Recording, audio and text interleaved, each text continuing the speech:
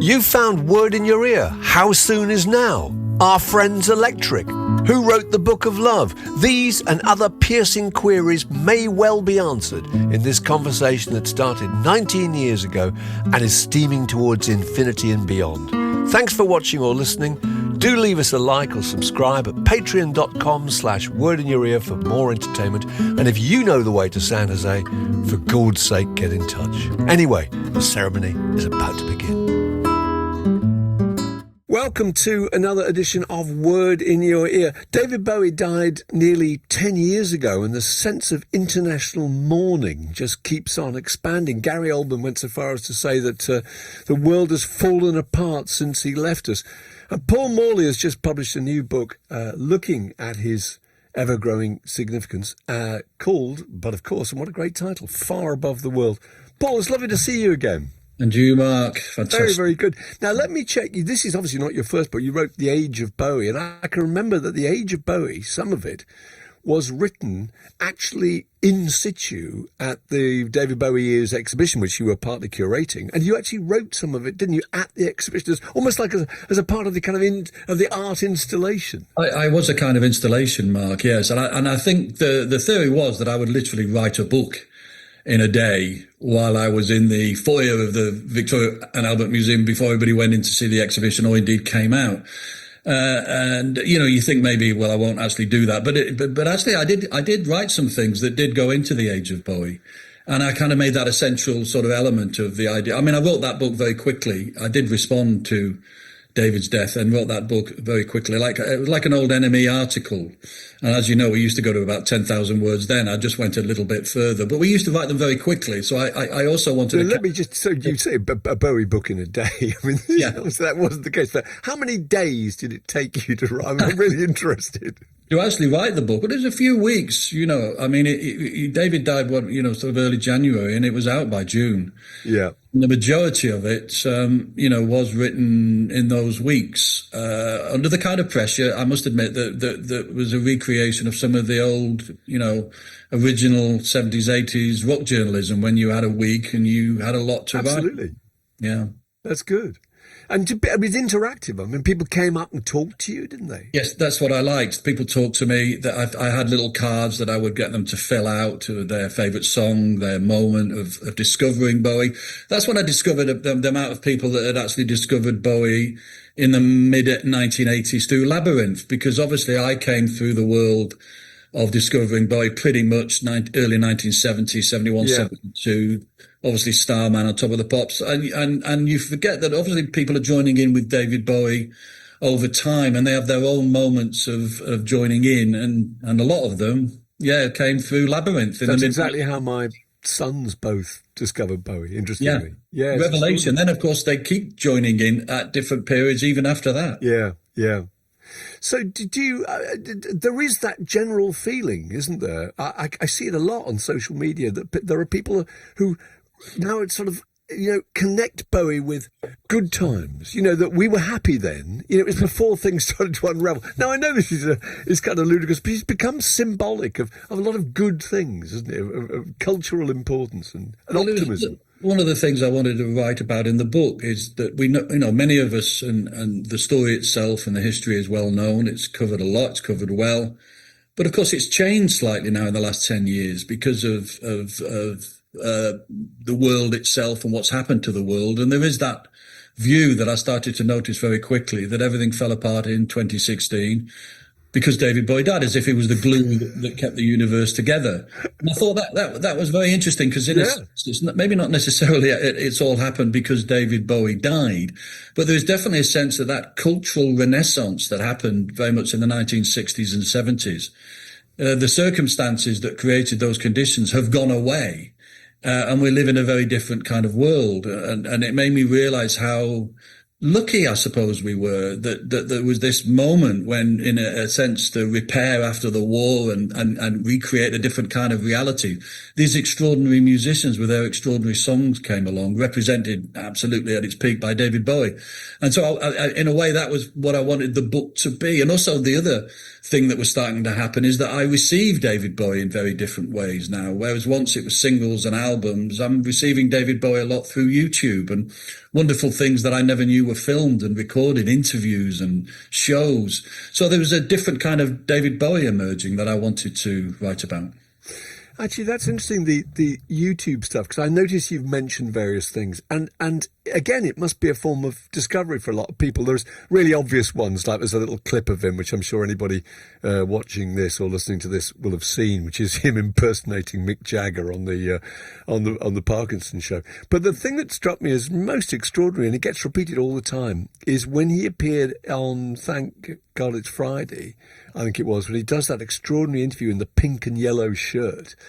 And it's a kind of piece of performance art, isn't he? He comes in and just talks about, I don't know, I was late getting here, getting across Hammersmith Bridge, and I got gastroenteritis in Indonesia. I got lost in the jungle, and I finished up watching a Sahara with Brooke Shields. It's amazing, isn't it?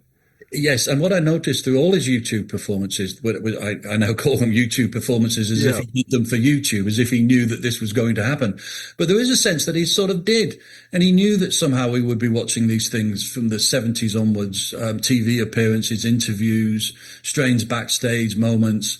And you start to see another kind of David Bowie in the way he was refining his own persona. And even when he seemed to be natural, he was in fact still playing a role, whether he was on a TV show in Britain or America, whether he's with Ellen DeGeneres or he's with Cher. They're all little pieces of performance art. And you realize that somehow that was just as much a part of what we might call his discography or his biography as the records themselves and the songs. No, that's absolutely true. No, I mean, did you ever interview him back in the day? No, there was a few moments of nearness. One of my favourites is the time in Manchester in 1977 when he was appearing on the Mark show, Mark Bolan TV show in Manchester, and I'd formed kind of weird, oddly, because he was my idol. I'd become a bit of a friend with Mark, and he would invite me down to the show. And that day that David Bowie was coming, he didn't tell me who it was. He just said, "You've got to come this week, Paul. Really great guest star."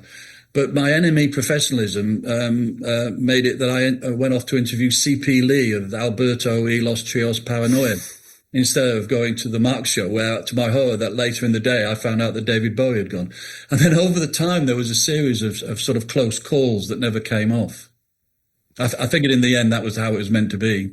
Never meet your idols. Maybe because often it's only kind of disappointing, isn't it? But I mean, I interviewed him once, and I'll just make one point about it and see what you think. Yeah.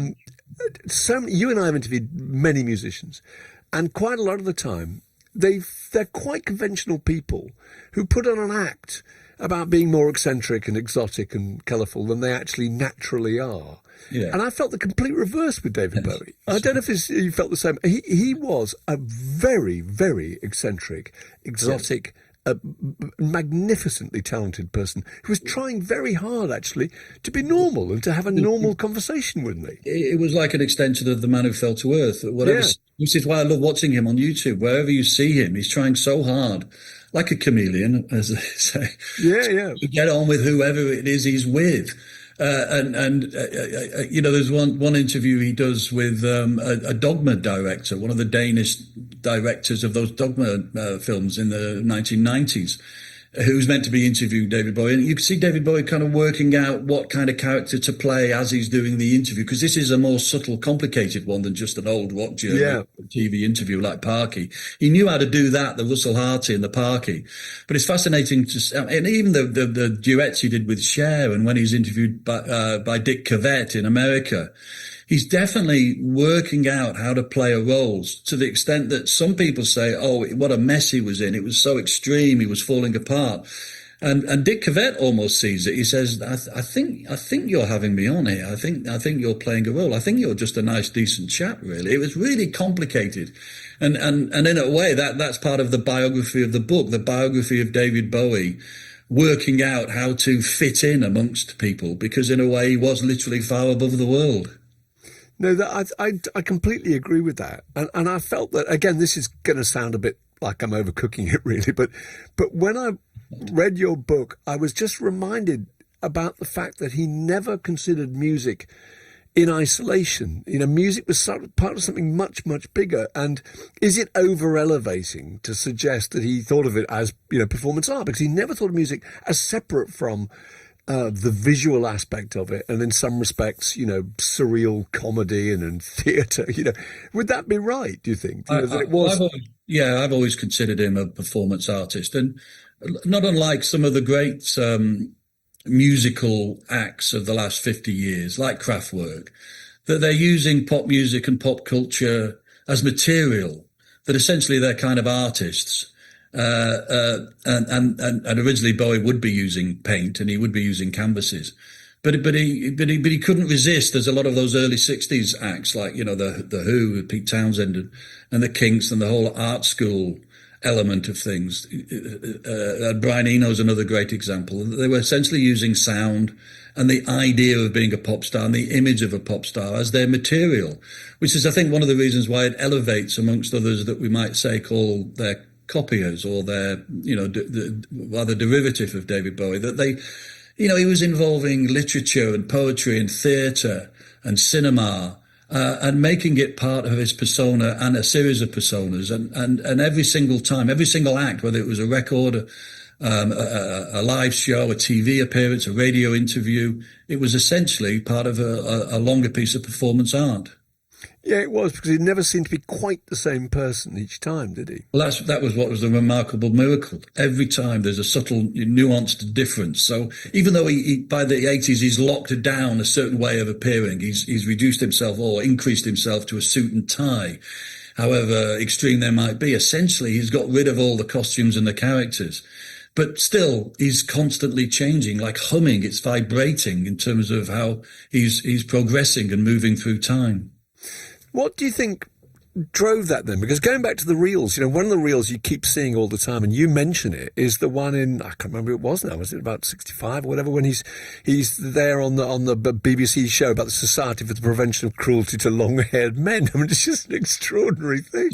And he's complaining about how he ought to have the right to have long hair and all that. What drove that? Was that just desire for attention, or what was it, do you think? I think it's a desire to understand the universe. I mean, you mentioned about overcooking, but as you know, Mark, I think I can outdo you on the overcooking.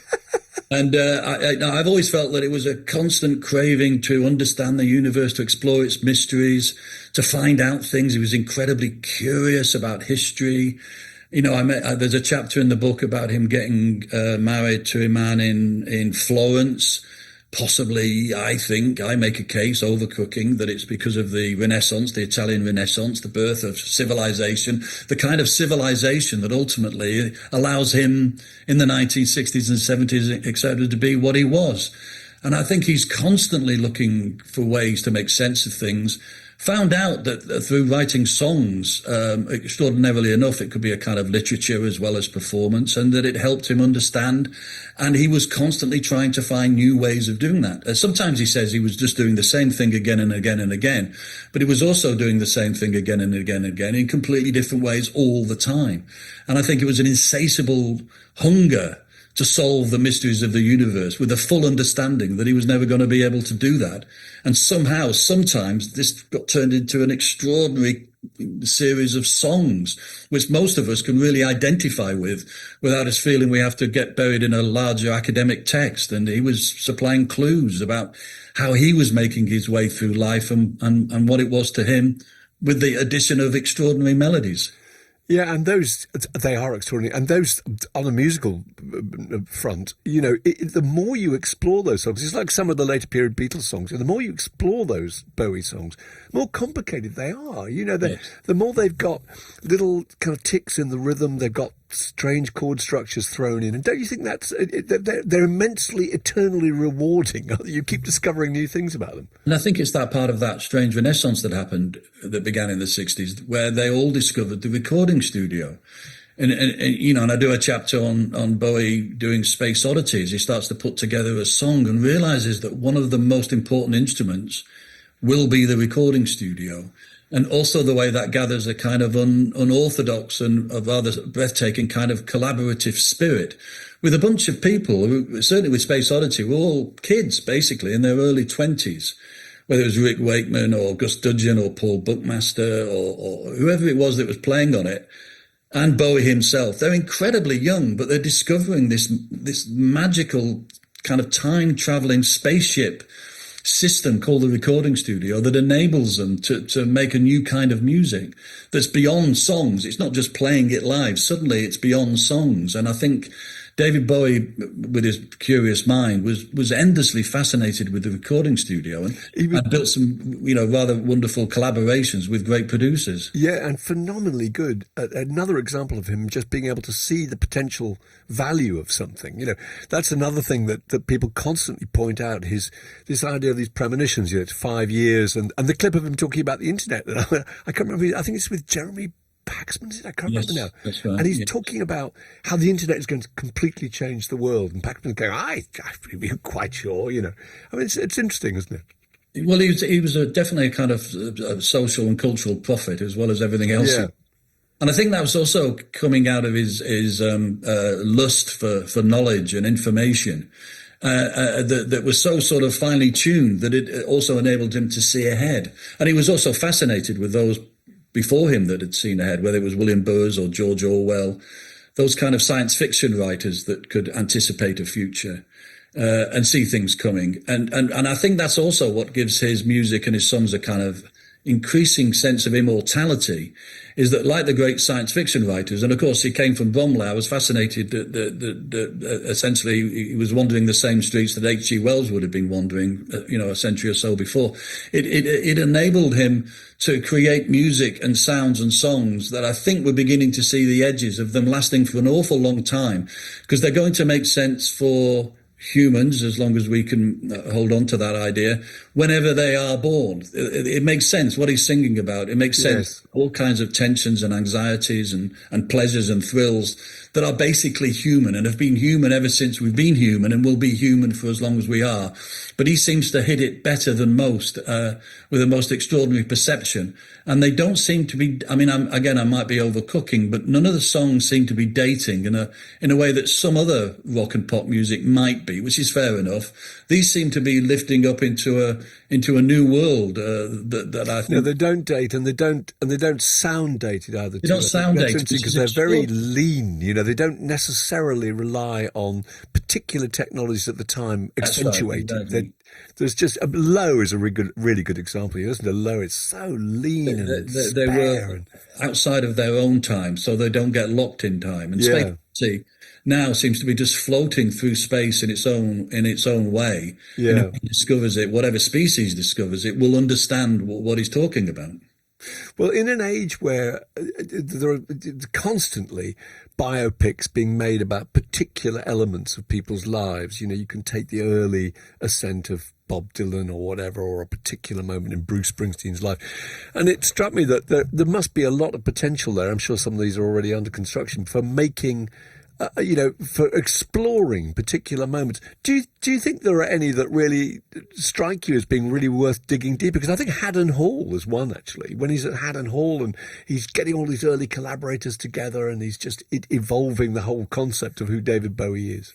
Yes, I think his collaborators is always interesting because, but not only making a film about a particular point when he was collaborating so well, what's interesting is all his collaborators themselves would make great films, where Bowie himself is just a sort of ghost in the margins, because his ability to choose the right collaborators, the right guitarists, the right producers, continually, the right photographers. The right girl to cut his hair. Yeah, the right girl to cut his hair. Ronson, a really important thing. The right person to choose the correct hair dye.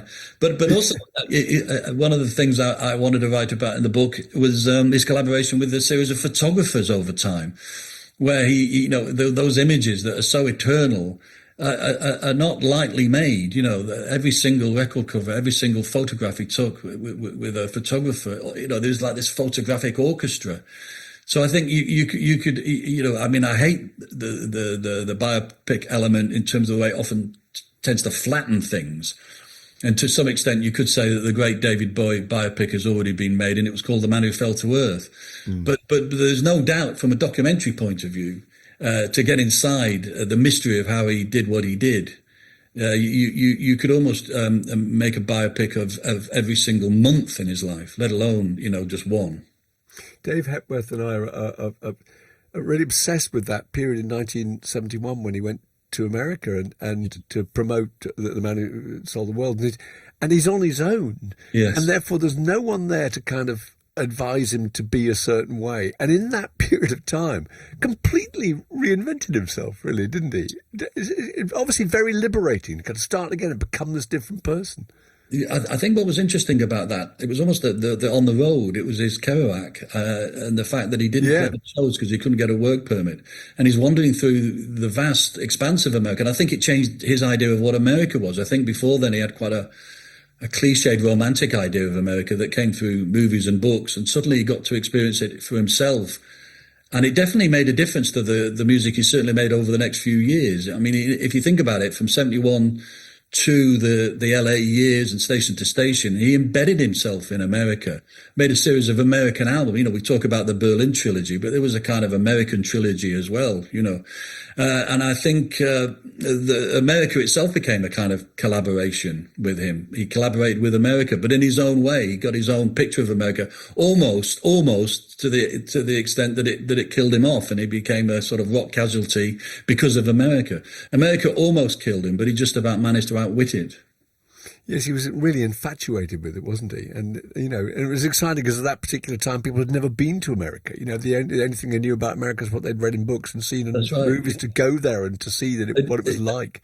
And you get that liberating. In 71 when he's there, that he is almost still a teenager. That's right. And like you say, he's on his own and exploring a kind of another world in a way. This is his Mars to an extent. He thinks he knows America, and he's suddenly in the most alien of places. But still, I noticed when he did a radio interview, dressing up and putting on dresses and saying, you might think I'm a quirky little innocent Englander. But I'm a bit more menacing and mysterious than that. I love the fact he dressed up to do these radio interviews. To do a radio interview, exactly. Yeah. That's going the extra mile, isn't it? And the other thing that struck me about that particular period is the speed at which he worked. I mean, it's just incredible. You look at it now, and everything is so kind of organised and thought through, and obviously the technologies allow for endless prevarication, but the man who sold the world, Hunky Dory, Ziggy Stardust, all recorded in pretty much just over a year, weren't they? I mean, that's right. And then Low and Heroes almost overlapping, and he's also doing Iggy Pop. I think he's almost, in a Mark Bolan sense, thinking he's going to die when he's 30, and he's trying to get as much done as he possibly can. And also, given the opportunity, there was a madness in the world, in the record industry at that moment, where you were allowed in a way to work quickly, and you were allowed in a way to keep making records as long as you kept having more or less hits. And he's taking full opportunity of it, just in case it stops, because he couldn't bear that it would stop. And that, I mean, we know the 1970s of David Bowie, and I've made another attempt to write about it in this book, having done it once before. But I suddenly realized I could keep writing about those 1970s forever, because they were just the most extraordinary example of creative energy that you barely see in any form of art in the entire history of art, as if this was David Bowie's ultimate ambition, to prove what a great artist he was, that in a way a painter will paint lots of canvases. Bowie's painting lots and lots of canvases that just happen to be albums and singles. And also full of occasional, well, not full of, but there are occasional failures. And I think that's a really important thing too. And I kind of feel now that this terrific effort to make sure that what you do is going to have maximum commercial appeal is so kind of at odds with how it used to be. I look back on things like Tin Machine, actually, quite fondly, because Tin Machine became something you could measure the other things against. You're then comparing someone to their own work rather than to other people. Yes, and I think it's interesting, that thing with an artist like Bowie, who we can now see as complete work. I always felt at the time it was really mean-spirited to be attacking Bowie when he did those albums in the late 80s and then did Tin Machine. If you consider everything he'd done, that a lot of the time to get where he'd got in the first place involved a series of mistakes. So you could say, although I'm not quite of that ilk, you could say his early records, his early songs, but he needed to go through that to get where he got. And he needed to go through Tin Machine especially to get where he got later when he did become more understanding of what role he needed to play and how he was going to live out the rest of his life. And I think without Tin Machine, there wouldn't have been Heathen, there wouldn't have been Black Star or The Next Day, because he needed to understand that wasn't maybe what he needed to do. And he was also doing it for his own reasons, and why not? And Black Star, again, seems more and more extraordinary. You know, the idea that I don't know about you, I don't think anybody had any idea that this record was under construction, you know. I mean, at one point, I think Robert Fripp had been in a cab in New York and had let drop that he'd been working on the new Bowie album, although contractually obliged not to say anything about it, and that never got out. It's amazing, really, isn't it? Right up to the end, he was still working. Well, I remember when we were doing the David Bowie's exhibition, and obviously that seemed to be the complete works and time of David Bowie, and the whole point of it was that it was the completion of a life, if you like, and that he wouldn't make any more music. And then overnight, I remember Where Are We Now came out. While the exhibition was almost fully finished, and it was almost like David Bowie was undermining his own exhibition, as if to say, "Oh, you think I'm done? You think this is it? This wraps me up?" But no. And then came, unbelievably, the most extraordinary sort of summary of everything he'd ever done, either as an avant-garde performance artist or as a great glamorous pop singer, on one record at the end of his life. I know, it's extraordinary, and although quite hard to listen to, actually. There's something very eerie and unsettling about it. But I mean, I think I like the idea of it almost more than the thing itself. But it's brilliant that he did it. I think what you're saying about being prophetic, it's almost like he had an understanding of where he was heading and he was reporting back. And it's an eerie quality because of it. If anyone was going to understand what the great mysterious secret is at the other side of death, it would be Bowie. Yes. He sampled it and was putting it into his songs. That's true. So going back over the book and researching the book, were there moments in his career or things that he did that had more significance than you'd thought at the time? I mean, were there particular bits that you thought were of real importance? I certainly wanted to balance out the idea that we do in these situations tend to concentrate on the 70s and even it out and produce a sort of sense of time where his work in the 90s and in the 2000s is sort of, over time we'll see it this way, that it sort of appeared at the same time as all the accepted classics from the 1970s, and that it's a bit mean-spirited to suggest that he was great in the 70s and then the rest of his life was just spent sort of dealing with the aftermath. I like the idea of considering everything in time that's almost happening at the same time, and somehow you could say that Black Star is a sequel to Hunky Dory, and that Man Who Sold the World led to Heathen, and that you see things in a different way, and you see him responding to subjects and sounds and ideas maybe 30, 40 years apart, as if it's next week for him. And I definitely wanted to put an emphasis on that period beyond the heroes and the superheroes and the costumes and the Ziggies and the Aladdin Sanes, and make it clear that even when he didn't seem to be dressing up, in many ways psychically and culturally and artistically, he was still dressing up, and he was still as wonderfully unique as he was when it seemed obvious because he had a flash on his face. Do you think his reputation will just carry on expanding at this rate? Because there doesn't seem to be that kind of program of reissues and box sets and all that groups like the Beatles have done so well out of for the last 30 years. I mean, do you think he'll just naturally carry on, that people will discover him and realise his importance? Yeah, I mean, it's difficult at the moment precisely because the dark ages are coming towards us fast, that his era of musician and artists were desperately trying to repel and respond to and make it clear that we needed to be alert. So it's difficult to say, will we be here in the same way we think we are now in 100 years' time? But if we are, and there is still a way to, I mean, that's why I love the idea of him using YouTube, as if this was one way he was projecting himself forward more than on the records and the singles in a way. He was still sort of haunting us, if you like. He's still there on this new format that he would have, back in the 70s and 80s, he wouldn't have had any idea was going to exist, but somehow seemed to be making content for it even then. So I think as an artist and as a musician, as long as we are human and we need to respond to the mystery of life and the beauty and danger of life, then David Bowie's music will absolutely be relevant. Because it doesn't date. It has timelessness. He responded to his times, but seemed to be also responding to every time that there will ever be and ever had been. Well, it's further proof that that the deeper you dig with some musicians, the richer and more extraordinary, more fascinating the story becomes. It's terrific. And thanks so much, Paul. Yeah, it's called Far Above the World, The Time and Space of David Bowie, and out now. Very good to see you.